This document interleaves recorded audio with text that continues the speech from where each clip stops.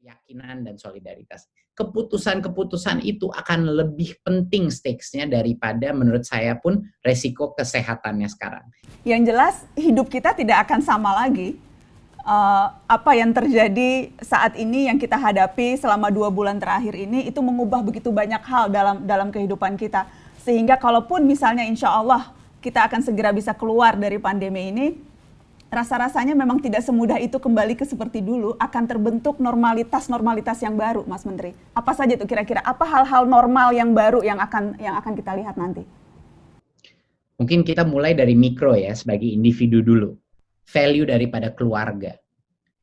Itu luar biasa sih, berubah. Karena di rumah dengan keluarga dan menyadari itu adalah unit terpenting kita. Itu mungkin kita udah biasa menyebut itu tapi belum pernah merasa seperti itu ya. Seberapa pentingnya keluarga. Udah berapa kali Mbak Nana menghubungi keluarga di masa Covid ini gitu. Kayak kita merasa lebih butuh ya sama keluarga. Kalau saya sudah pasti begitu gitu. Yang kedua menurut saya yang sangat berubah dan akan menjadi normal baru adalah kemampuan kita untuk bisa beroperasi dari manapun. Itu merupakan hal yang mengagetkan. Potensi kita untuk bekerja dan menjadi efektif dari manapun itu menjadi suatu pembelajaran yang sangat baru buat kita. Dan yang ketiga menurut saya yang akan menjadi normal baru adalah seberapa pentingnya kesehatan. Iya kan, kesehatan itu suatu hal yang kita selalu taruh di background ya, Mbak Nana, apalagi buat anak-anak muda ya. Rasanya akan kebal karena masih muda, nggak perlu cuci tangan. Itu semua berubah sekarang. Jadi seolah-olah COVID ini mengingatkan kita dengan berbagai macam pola hidup yang tidak sehat. Ini sekarang dilempar ke depan muka kita sehingga kita harus menghadapinya dan menyadari kesehatan itu nomor 1. Ini akan mengubah banyak hal pendidikan misalnya, atau bagaimana kita mengkonsumsi hiburan. Teknologi yang selama ini dianggap ya bisa untuk melakukan itu, tapi this is totally the next level ya. Ada betul-betul hampir semuanya bisa kita lakukan lewat teknologi. Betul. Jadinya kepentingan teknologi dalam private sector, social sector, dan public sector itu akan meningkat secara drastis. Itu sudah pasti. Dan apa yang tadinya kita hanya bisa lakukan face to face, itu akan berubah selama-lamanya. 2 sektor yang terpenting menurut saya yang akan berubah adalah pendidikan dan kesehatan. Yep. Ini yang dampak teknologinya mungkin terbesar ya.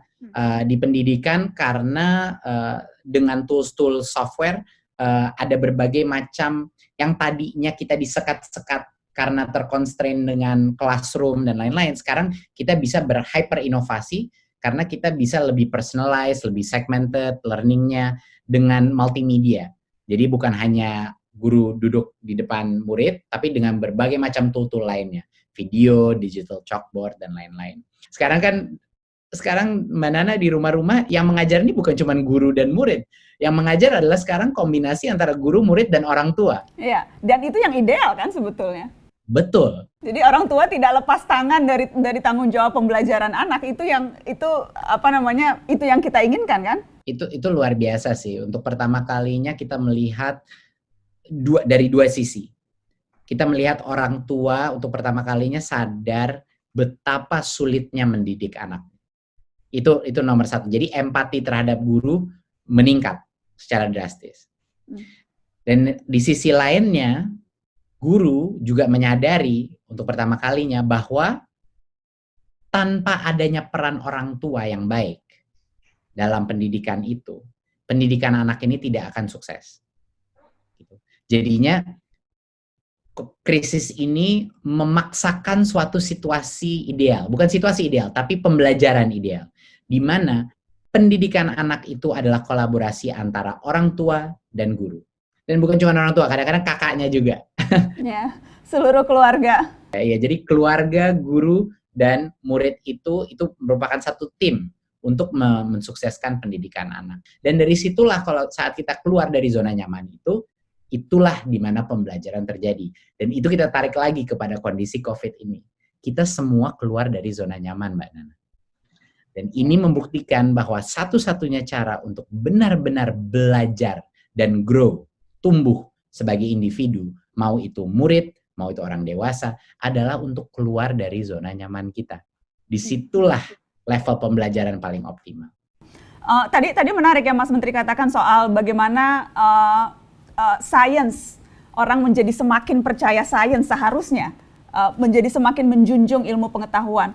Dan kita tahu bangsa yang besar, bangsa yang menguasai sains. Dan apa yang bisa kita lakukan sebagai bangsa untuk mengejar kebutuhan itu?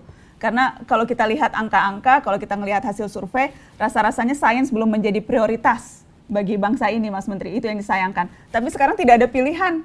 Kita tidak bisa melihat itu ke belakang, ini sudah di depan mata. Bagaimana cara kita mengejar ketertinggalan itu? Salah satunya dengan pendidikan, Mbak Nana.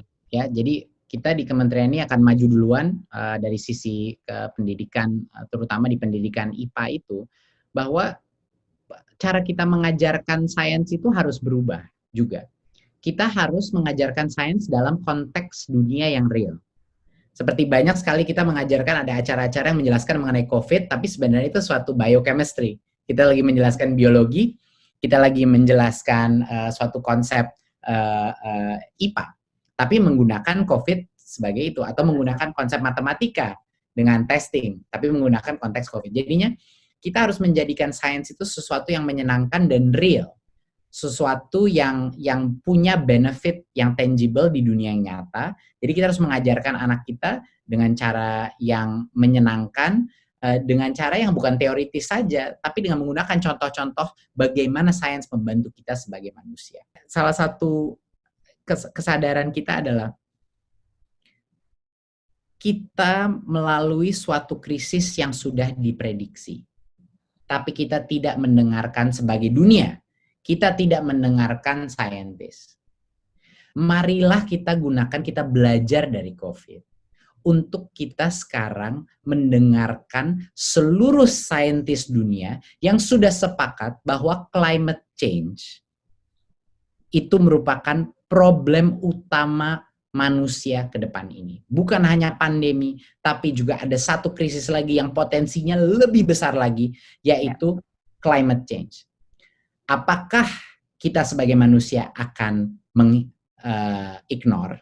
Apakah kita akan memutuskan untuk tidak mendengarkan sains lagi seperti apa yang terjadi dengan COVID?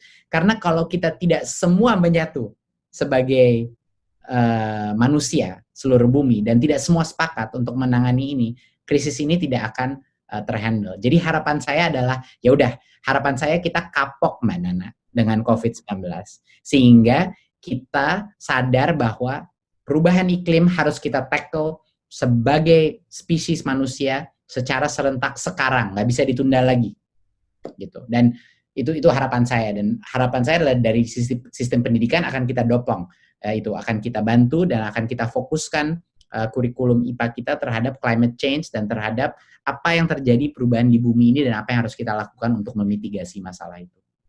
Karena manusia tempatnya lupa, dan yang saya khawatirkan Mas Menteri, setelah kita kembali, setelah pandemi ini mereda, setelah sebagian dari kita mulai kembali di normal yang lama, kemudian kita akan lupa dan akan jadi sambil lewat nih. Padahal seharusnya never waste a crisis, kan ada saying seperti itu. Jadi jangan pernah kita menyia-nyiakan krisis begitu. Spesifik kalau misalnya kita bicara soal pendidikan, Mas Menteri, Hardiknas, Hari Pendidikan Nasional, evaluasi selama 6 minggu ini setelah eksperimen besar ini dilakukan begitu. Apa saja poin pembelajaran pentingnya menurut Mas Menteri kalau melihat sistem pendidikan kita? Pembelajaran nomor 1 buat saya ya, pembelajaran nomor 1 adalah gap atau ketidakrataan di Indonesia itu luar biasa. Jadi tambah seperti yang dibilang sama Mbak Nana tadi. Ada beberapa daerah-daerah di Indonesia yang benar-benar perlu sekali bantuan yang spesial dan khusus.